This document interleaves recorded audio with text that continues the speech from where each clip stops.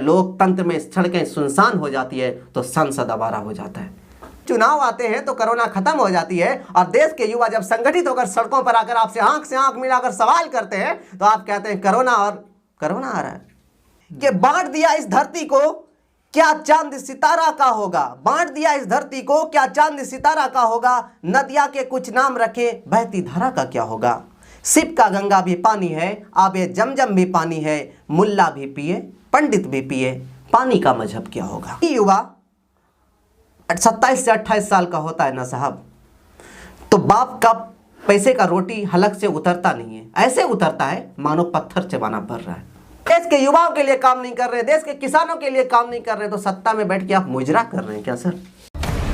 खोने लगी हैं खबरें, दम तोड़ने लगे हैं सरोकार, विचारधारा की लड़ाई में गुम हो रही मीडिया की पहचान, कोई समझौता नहीं संतुलन के साथ। रोजगार जो ट्रेंड आज चल रहा है, ट्विटर पर जो ट्रेंड चल रहा है, मोदी रोजगार दो, मोदी जॉब दो, तो वो आखिर क्यों चल रहा है? वो इसलिए चल रहा है कि ये जो सरकार थी जब सत्ता में आई थी 2014 में जब आई थी, तो उस समय देश के जो युवा थे उसे मोदी जी बहुत प्यारे लगते थे। तो देश के युवाओं को ये लगा था कि मोदी सरकार, भाजपा की सरकार, एनडीए सरकार अगर सत्ता में आएगी तो हर साल 2 करोड़ रोजगार देने का काम करेगी। लोगों ने विश्वास किया और मोदी जी को सत्ता में लाए। सत्ता में इसलिए लाए कि मोदी जी ने वादा किया था अगर हम आएंगे तो पेट्रोल का दाम कम होगा, अगर हम आएंगे तो काला धन आएगा, अगर हम आएंगे तो 15 लाख सबके खाते में दिया जाएगा। बहुत सारे नारे लगे थे, हर हर मोदी, घर घर मोदी, इन तमाम चीज़ें आपको याद होगी। लेकिन काश मोदी जी आप युवाओं के दर्द को समझ पाते, उसी युवाओं के दर्द को जो युवा आपको अक्सर ट्रेन में लुसेंट का पन्ना पलटते हुए दिखाई दे देता है। वो आपके तमाम चीज़ों को याद रखते हैं साहब, वो आपके अच्छे दिन के वादे को भी याद रखते हैं, और आप अगर किसी भी योजना का शिलान्यास करते हैं, उद्घाटन करते हैं, तो उसको भी याद रखते हैं। वो ये भी याद रखते हैं कि अक्षय कुमार की कौन सी मूवी आने वाली है, और वो ये भी याद रखते हैं कि कंगना रनौत का कौन सा सॉन्ग किसने लिखा था और उनका जो डांसिंग स्टाइल था वो कौन सा स्टाइल था। लेकिन आप जो दिए युवाओं को उसके बदले में आपने जो तरीका अपनाया, कसम से साहब वो बेजोड़ का है।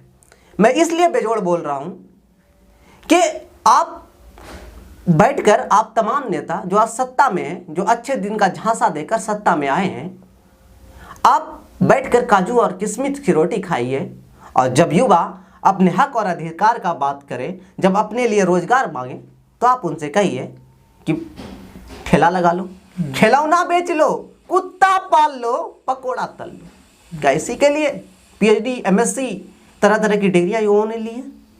आप जानते हैं, मैं अगर बिहार की बात करूं, अगर यहाँ पर आप ठेला लगाते हैं तो उसके लिए भी आपको पर दिन पुलिस को 100 रुपया देना पड़ता है, और आप स्वरोजगार की बात करते हैं।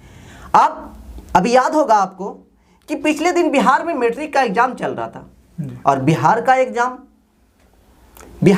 एग्जाम संपन्न हो ही नहीं सकता है जब तक उस एग्जाम का क्वेश्चन पेपर लिखना हो। बिहार में आपको सरकारी नौकरी मिल ही नहीं सकती है जब तक आप अदालत का चक्कर नहीं लगाना पड़े। बिहार का एग्जाम या देश का एग्जाम, एसएससी लेवल का एग्जाम आज देख लीजिए 8 चरणों में होता है। 8 चरण मैं इसलिए बोल रहा हूँ, प्री, मेंस, उनके बाद इंटरव्यू, उसके बाद केस, उसके बाद अदालत, उसके बाद तरह तरह की चीज़ें। लेकिन आपका इलेक्शन अगर 1 घंटा भी लेट हो जाता आपके परिणाम आने में, तो आपको मिर्ची तो लग जाती है। ये तमाम चीज़ें हैं। एक युवा जो कि ग्रेजुएशन तक अपने माँ बाप से पैसा लेता है, एक अंडरवियर खरीदने से लेके जो पेंसिल का पैसा होता है वो अपने पेरेंट्स से लेता है। लेकिन जब वही युवा 27 से 28 साल का होता है ना साहब, तो बाप का पैसे का रोटी हलक से उतरता नहीं है, ऐसे उतरता है मानो पत्थर चबाना पड़ रहा है। और वो दिन रात सड़कों पर आकर आपके इस सिस्टम के खिलाफ, आपके इस नीति के खिलाफ जब प्रोटेस्ट करते हैं, आपसे सवाल करते हैं, जो बिहार के सूबे के मुखिया हैं, जो अपने आप को सुशासन बाबू कहते हैं कि देश और प्रदेश का हालात तो बिल्कुल समान है। काश आप युवाओं के दर्द को समझ पाते। पिछले दिन बिहार में मैट्रिक का एग्जाम चल रहा था और उस एग्जाम का क्वेश्चन पेपर लीक हो गया। क्वेश्चन पेपर ही तो लीक हुआ है, क्या नई सी बात है। सोशल साइंस को, हाँ, सोशल साइंस का क्वेश्चन पेपर ही तो लीक हुआ है, क्या बड़ी सी बात है। 1,40,000 स्टूडेंट फिर से एग्जाम हॉल में बैठेंगे, फिर से एग्जाम देंगे और पास करेंगे, यही लगता है। 19 लाख रोजगार देने का आपने वादा किया था, अभी तक रोजगार पर कोई टिप्पणी नहीं। आखिर देश और प्रदेश का जो युवा है वो आखिर जाए तो जाए कहाँ, किनसे बात करे। आप पर विश्वास किया था, आपकी हर रैलियों को सफल बनाया था, आपके हर चुनाव प्रचार को सफल बनाया था, लेकिन जब आप सत्ता में आए तो अंबानी और अदानी का काम किया के लिए काम करने लगे। आपने देखा कि किस तरीके से आज जो मोटेरा स्टेडियम था, जिसका नाम बदल के सरदार वल्लभ भाई पटेल स्टेडियम रखा गया था, लेकिन देश के लुटेरे लोगों ने, अगर हम लुटेरा कहें तो कोई गलत नहीं होगी, इसलिए गलत नहीं होगी कि अगर कोई परिवार, कोई गार्जियन अपने बच्चे को भूखे रख के, जो उनका परिवार का जो मेंबर है अगर उनको भूखा रख के अगर घर बनाए तो कोई बड़ी नई सी बात, कोई बड़ी सी बात नहीं होती। उस घर का कोई मतलब उस घर का कोई मतलब ही नहीं और वहां रहेगा कोई।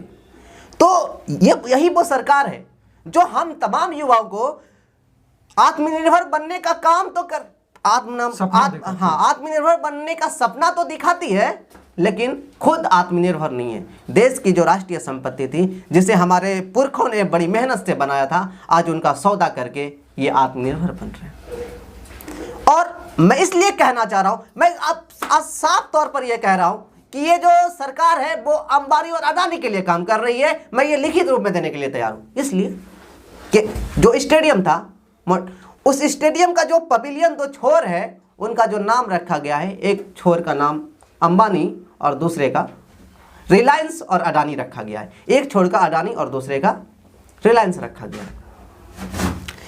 उसके बाद देश में किसान आंदोलन भी चल रहा है। जी जी, किसान आंदोलन को भी ये लोग धर्म से जोड़ने की कोशिश कर रहे हैं। इसी पर किसी ने लिखा था कि बांट दिया इस धरती को क्या चांद सितारा का होगा, बांट दिया इस धरती को क्या चांद सितारा का होगा, नदिया के कुछ नाम रखे बहती धारा का क्या होगा, शिव का गंगा भी पानी है, आबे जमजम भी पानी है, मुल्ला भी पिए पंडित भी पिए, पानी का मजहब क्या होगा। नस्लों का करे जो बंटवारा, नस्लों का करे जो बंटवारा, रहबर नहीं वो कौम का ढोंगी है। और क्या अल्लाह ने खुद मंदिर तोड़ा था, क्या अल्लाह ने खुद मंदिर तोड़ा था, क्या राम ने खुद मस्जिद तोड़ी है। जब ये देश में जब लोगों के साथ नाइंसाफी होगा, धर्म के साथ जोड़ा जाएगा, अत्याचार किया जाएगा, तो राहत इंदौरी साहब ने एक बात कही थी, आग लगेंगे तो आएंगे जद, आग लगेंगे तो आएंगे आपके घर भी जद में, इस मोहल्ले में सिर्फ मेरा मकान थोड़ी है। बहुत खूब। ये तमाम चीज़ें आज हम तमाम लोगों को समझनी चाहिए। मैं इसलिए कह रहा हूं कि आज पिछले दिनों से जो ट्विटर ट्रेंड चल रहा है, मोदी रोजगार दो, ये कहने का तो सिर्फ एक ट्वीट है, लेकिन कहीं ना कहीं ये ट्वीट का मायने बहुत बड़े हैं, बहुत बड़ी मतलब है। आज भारत के लगभग 48% जो युवा हैं वो बेरोजगार हो गए हैं, और बेरोजगार हो गए हैं तो जब ये 48% युवा आज ट्वीट करेंगे कि मोदी रोजगार दो, तो कहीं ना कहीं हमारे देश के प्रधानमंत्री की बेइज्जती वर्ल्ड वाइड होगी, पूरे दुनिया में होगी।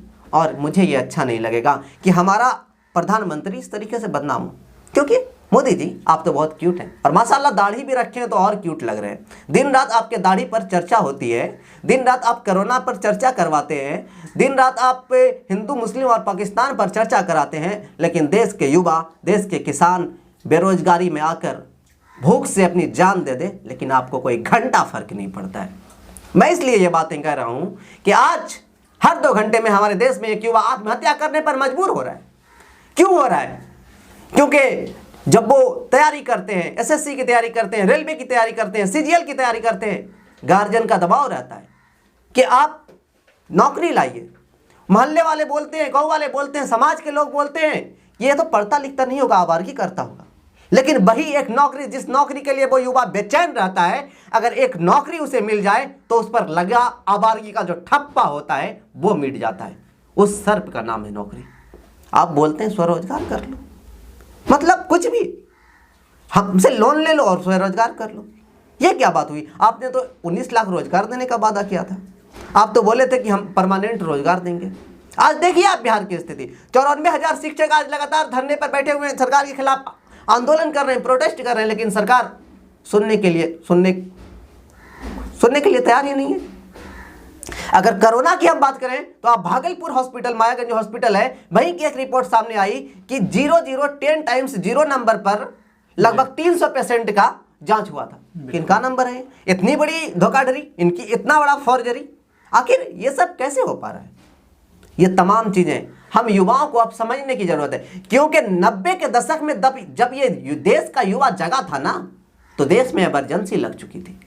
90 के दशक में जो युवा संगठित होकर जेपी मूवमेंट के नाम पर जिसे जाना जाता है, जब युवा खड़े हुए थे ना, तो पूरे देश की सरकार थरथरा उठी थी। आज उसी प्रकार हम युवाओं को जगने की जरूरत है और सरकार से अपने हक और अधिकार मांगने की जरूरत है, क्योंकि यह सरकार आपको धर्म खतरे में है का झुंझुना पकड़ा देती है बार बार। अपने बच्चे को बीसीसीआई का अध्यक्ष क्या है? क्या लोग उसे बोलते हैं, कभी मेंढक, कभी सुअर, कुछ भी बोल देते हैं, लेकिन हमारे देश के गृह मंत्री के बेटे हैं वो। लेकिन देश के गृह मंत्री के बेटे, गलत बात है। जब देश के गृह मंत्री के बेटा है तो आज वो बीसीसीआई का अध्यक्ष बन गए, और हम जैसे युवा जो कि पीएचडी एमएससी करके बैठे हुए हैं, और उत्तर प्रदेश में जब एक प्यून की नौकरी निकलती है, चपरासी की नौकरी निकलती है, 70 सीटों की जब नौकरी निकलती है, तो लाखों स्टूडेंट उसको भरने के लिए मजबूर होते हैं। ये स्थिति है हमारे देश की।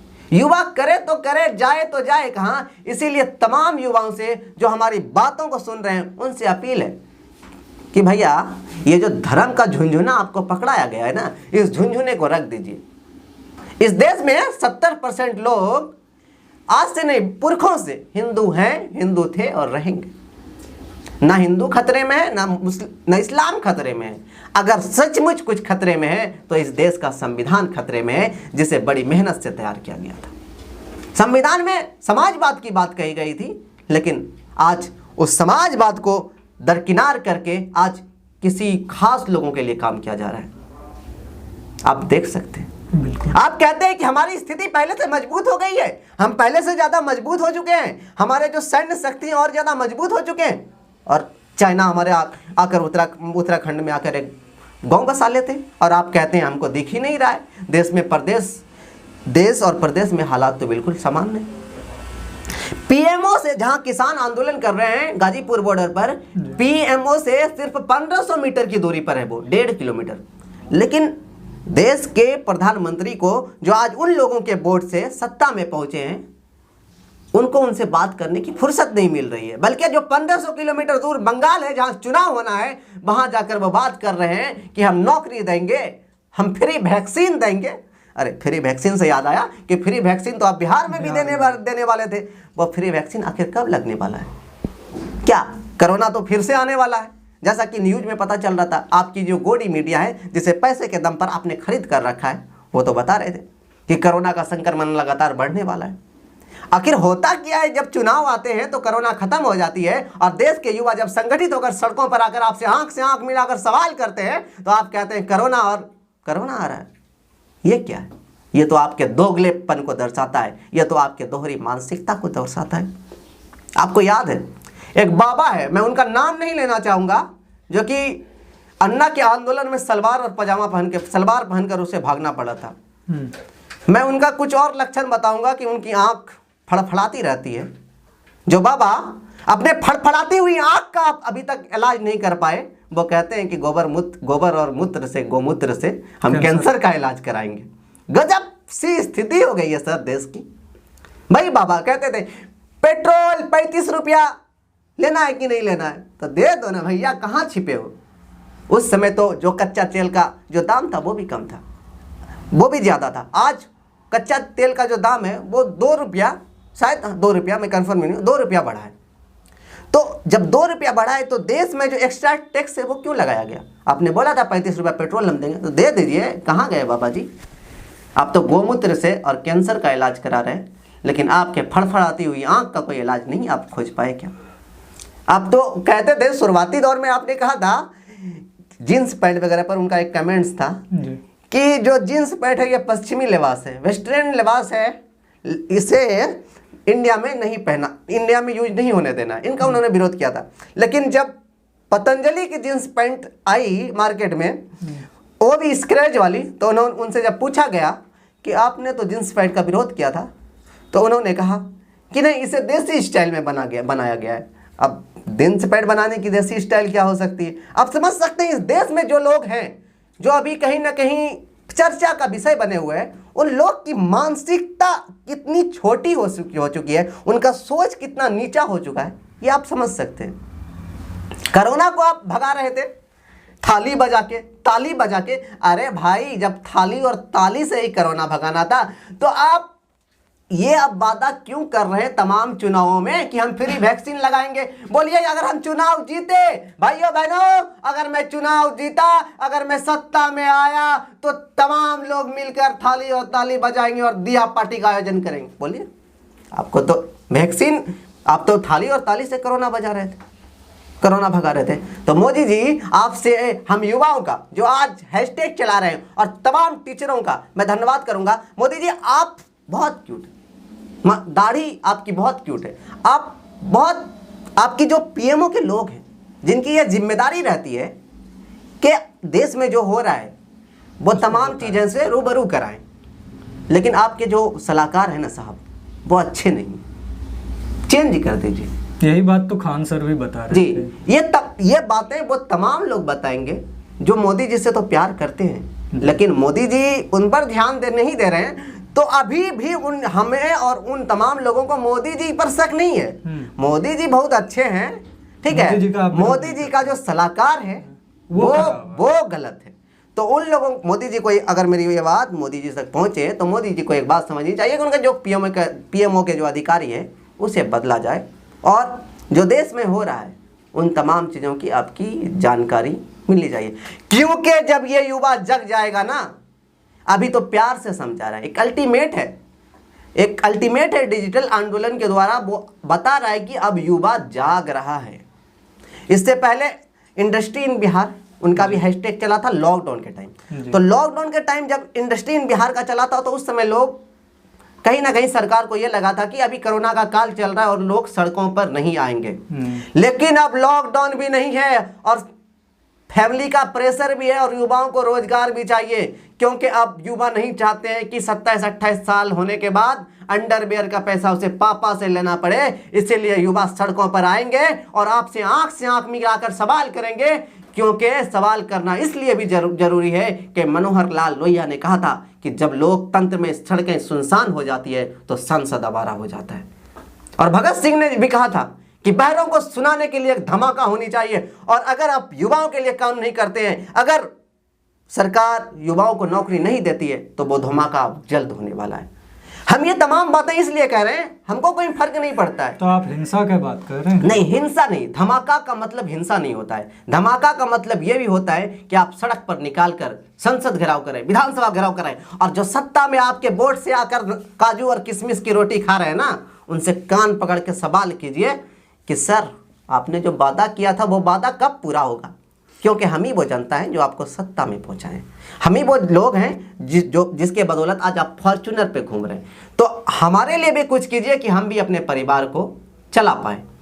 ये तमाम चीज़ें हैं, ये तमाम बातें हैं। और मैं अपनी बात को ख़त्म करूँगा, उससे पहले मैं एक बात कहूँगा, उसके बाद आपका जो सवाल होंगे उसको हम लेंगे।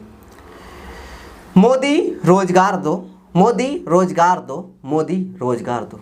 अगर ये बात आपके दिमाग को टिस नहीं करती है, आप अगर इसको मजाक में लेते हैं, तो ये आंदोलन बहुत प्रभावी आंदोलन होने वाला है। और यह आंदोलन किसान के आंदोलन के साथ मिलकर, जो किसान, राकेश टिकैत का भी कल एक बयान आया था कि 40 लाख ट्रैक्टर के साथ हम संसद घेराव करेंगे। तो वो क्या मंजर होगा जब देश के युवा, देश के किसान एक साथ मिलकर सरकार से सवाल करेंगे। आप काम किसके लिए कर रहे हैं? देश के युवाओं के लिए काम नहीं कर रहे हैं, देश के किसानों के लिए काम नहीं कर रहे हैं, तो सत्ता में बैठ के आप मुजरा कर रहे हैं क्या सर? हमको कोई जरूरत नहीं थी ये तमाम चीजें बताने की, मुझे कोई जरूरत नहीं था इतना गंभीर आरोप लगाने का, लेकिन ये आरोप मैं इसलिए लगाने पर मजबूर हुआ कि जब 3 महीने में 18 करोड़ युवा बेरोजगार हो जाते हैं, जब देश का अंबानी विश्व में चौथे नंबर पर पहुंच जाता है, जब देश में सरकारी नौकरी के साथ साथ देश के एयरलाइंस, देश के हॉस्पिटल्स, देश के रेलवे स्टेशन, रेलवे ट्रेन की पटरियां, तमाम चीजें जब बिकनी शुरू हो जाती है, तब लगता है कि सर दाल में कुछ काला है, और ये काला क्या है, इसका जवाब हमें सरकार से जरूर मांगना चाहिए।